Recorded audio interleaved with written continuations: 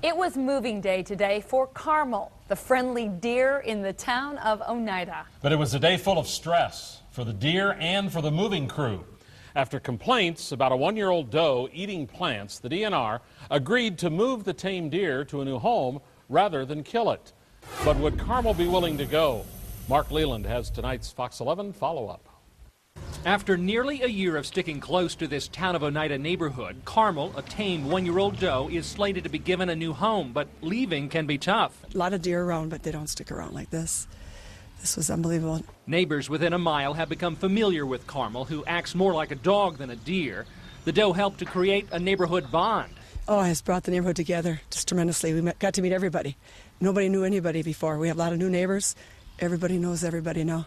But Carmel is closest to resident Robin Johnson, who nursed it to good health last summer and saved her from sure death from a DNR warden with a gun. Originally, I was planning on putting it down, yep, and I didn't see it, but he was following up on a complaint of a deer eating expensive plants. That neighbor didn't want to go on camera, but says while she can appreciate the friendly doe, it just doesn't belong roaming the neighborhood.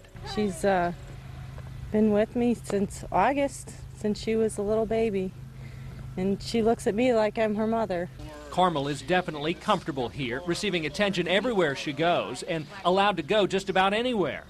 But for safety reasons, the DNR worked out a plan to relocate Carmel to the Bay Beach Wildlife Sanctuary in Green Bay. There, she wouldn't get into neighbors' plants and would be safe from passing cars that don't even make her flinch.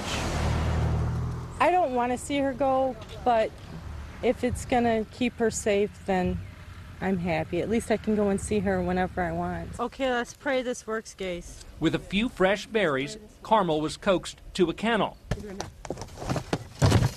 And a little push made it all seem easy. Oh! It was very easy with her helping, you know, but I mean, she's used to the deer, so, you know, deer trust her. This is heartbreaking. But saying goodbye is never easy. And about 2 blocks away, Carmel had second thoughts about leaving one sanctuary for another.